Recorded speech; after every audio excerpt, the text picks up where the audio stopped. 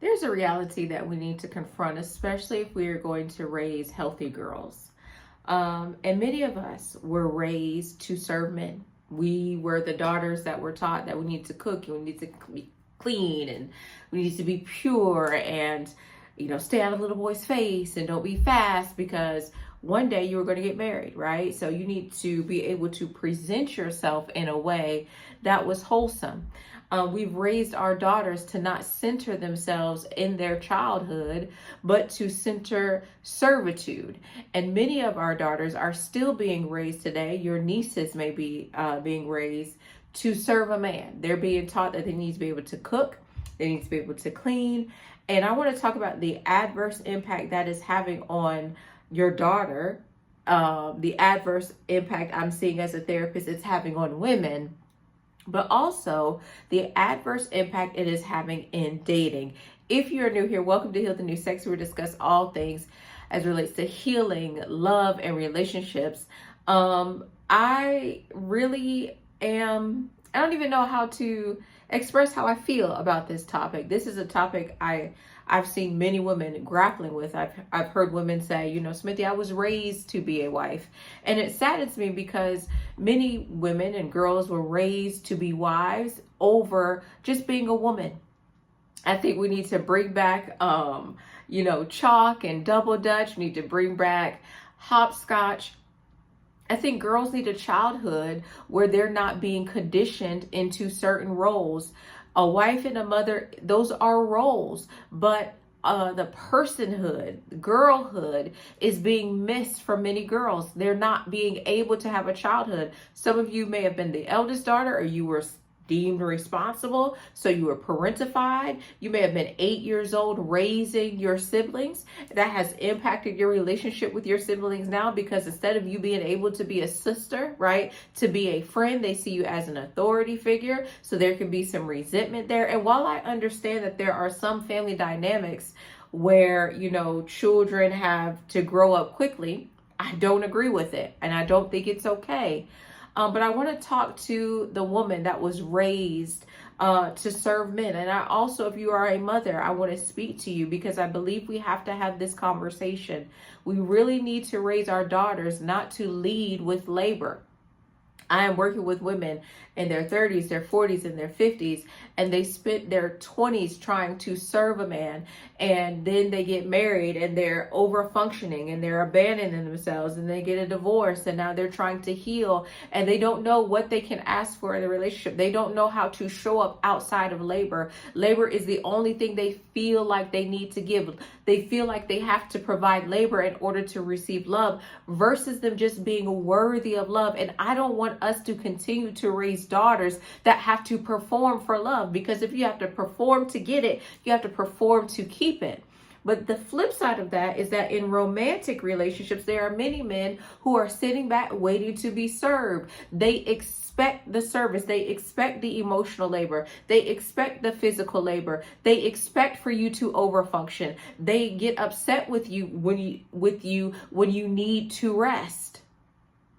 And that's very unfortunate. How many women, they have a child and 6 weeks later they're returning to work. So they're trying to juggle being a new mom, postpartum, working, and being in a partnership. And our world has desensitized the magnitude of service that women show up and provide. They have minimized it. You hear men say, well, I can find somebody to cook and clean, what's that? Well, find them. Find them. But the truth is that many men have been shaped to view women not as a human, but for their services. So I want to talk about that today. Many women that I've work with as a therapist and as a coach have been denied their childhood.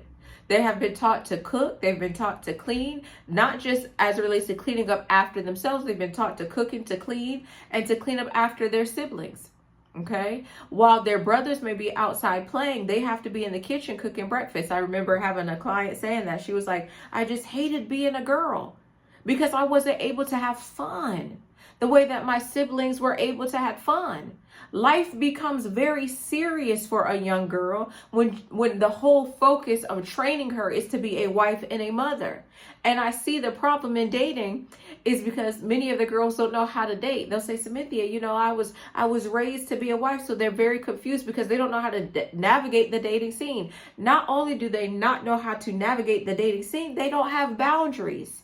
Because quite often a young girl is taught not to have boundaries. She's taught to give and to give and to give, that her voice doesn't matter, that she needs to do what she's told to do. So you raise girls that become very compliant in the world. They graduate the top of their class. They do very well in their career. They get in relationships with unhealthy men, and then they shrink themselves for the relationship. And when that man may come with a gripe or a complaint, they provide more labor. These are things that have shaped a woman presenting in her relationship, is how she was raised in her childhood. Girls should have first of all, every girl should have a childhood. She shouldn't be raised, right, to just be a mother and to be a wife. Because many women have a greater purpose than that. Those are two roles, but you have a greater purpose. A lot of people were upset with Emma, I think her name is Emma Grede, when she talked about that she is intentional with her children. They may get 3 hours of her time, but that she is very attentive. Why? Because being a mother and being a wife by society standards has been esteemed, and anything outside of that hasn't. But many women are struggling because you are trying to figure out there has to be more to life than being a mother and being a wife. Where do I fall in the picture? And the problem is we are raising girls just to be servants. We're not raising them that their life has meaning, it has worth. And we have to think about the impact this has on their self-image and how they are experiencing themselves. We're not teaching them how to experience themselves and their body and their life. We're teaching them how to serve a grown man as a child. But we're not teaching our sons how to serve a grown woman. That sounds odd, doesn't it? So why would we do that to our daughters? Why was that done to us? Why was that done to me? Why was that done to you? Why does society want to indoctrinate girls before their frontal lobe is developed and they can be able to rationalize and truly question the things that are being taught to them? Why? Why are girls seen as an extension of the labor of the family? Why? Why are girls seen as more mature than boys, so we give them more? Why? Someone is benefiting from it, and it's not the girl. Did you benefit from it? And then we are shocked that we now are in a time where women are saying, hey, I don't want to have children. I'll get married, but I don't want to have children. You don't want to have kids? No, I raised my children. They're called siblings. I raised them. Or you know what? I don't want to live with a man. You don't want to live with a man? Like, oh my gosh, I've always wanted to live. No, because I've done my share of cleaning up after a man. So I'm not interested. I like my home to be clean. I like coming home to a clean home. I like waking up and my house smells like girl. That's what I like. These women don't want to share their life because at one time they were forced to give it involuntarily. Another thing that we do to young girls, because I'm really passionate about women and girls having agency, is you'll see a young girl, oh, go hug such and such. So her labor she has to give and her body she has to give. Okay.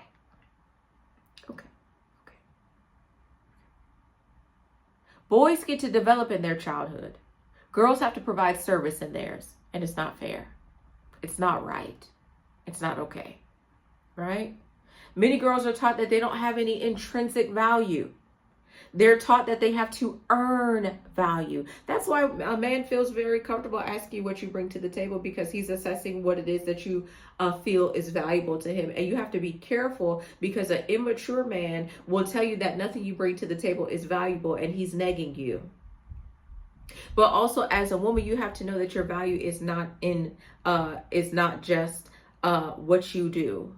It's not just you cooking. It's not just you cleaning. It's not just you creating his resume. It's not you figuring out his problems. Many women show up in relationships overgiving, and self-abandoning. And we were taught that is what a good woman should do.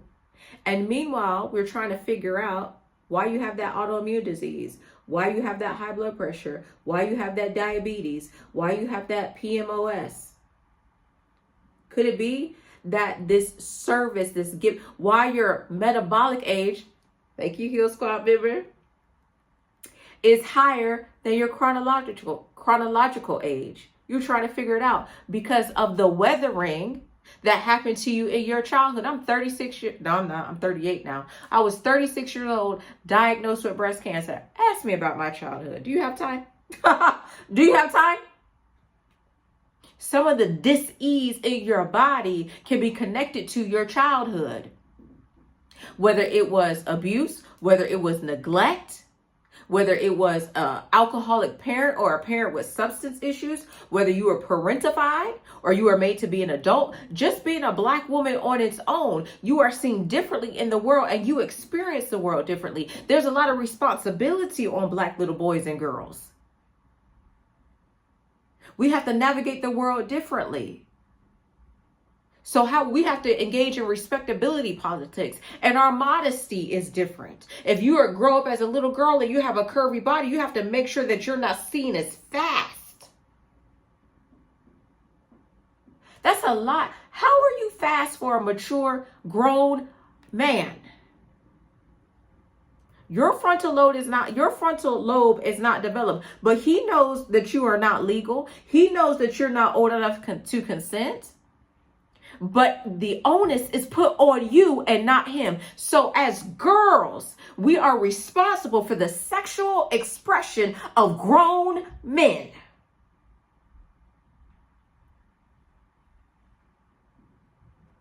There's something wrong with that. Even in church.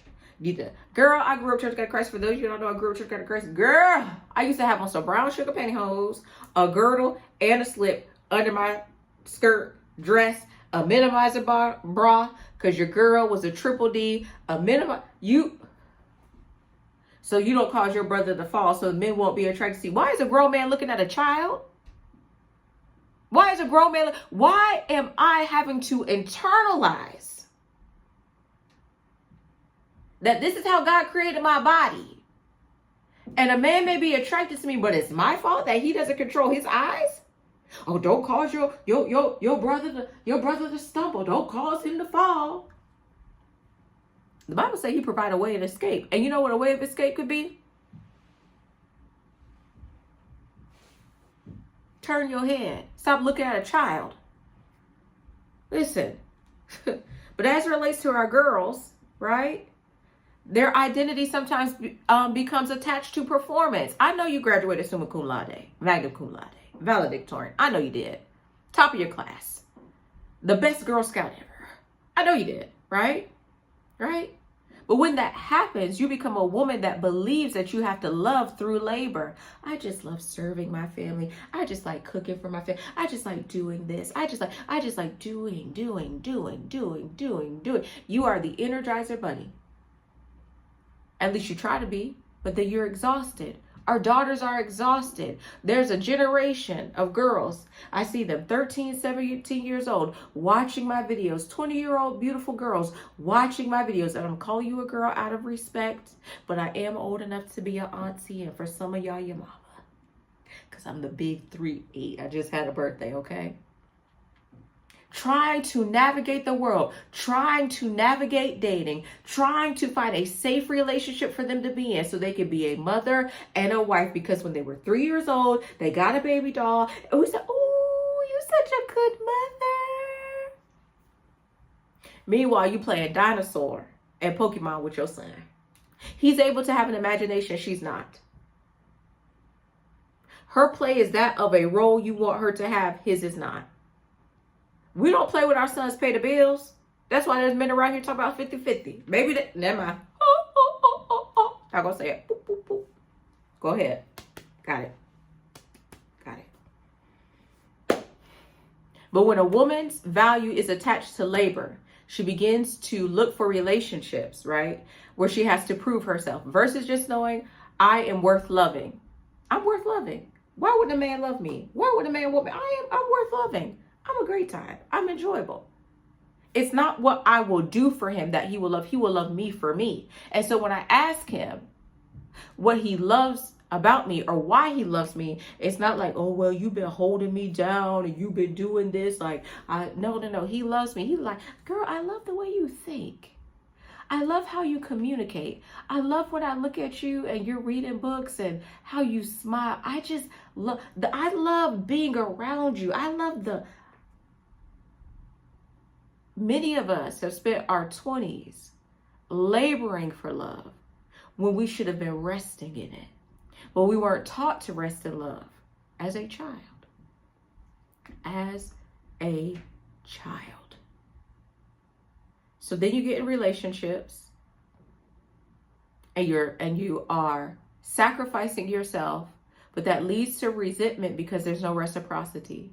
Because the man that you're in a relationship with wasn't taught that he should bring service and labor to the relationship as well.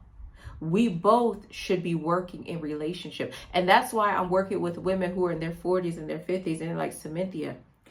Relationships are heavy. They feel like a burden. I don't want to do that again.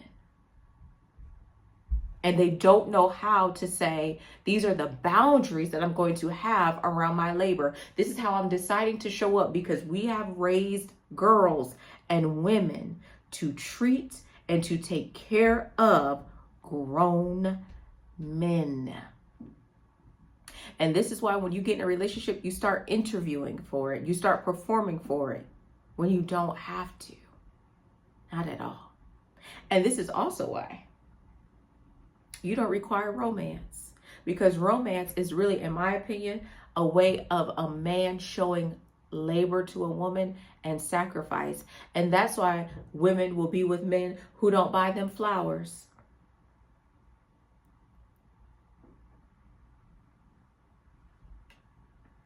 You let that man talk you out of romancing you. Romance is a form of labor. There are many men that aren't naturally romantic, but that's why you should require romance, because it's a form of showing up. It's a form, let me not say labor. It's a form of sacrifice. It's him being able to show you that he's able to care for you and to nurture you. See, you got that baby doll and you played nurturing that baby doll. You sung the baby doll all the lullabies. A way a man can show that he has the ability to nurture is through romance. Yes, the flowers will die.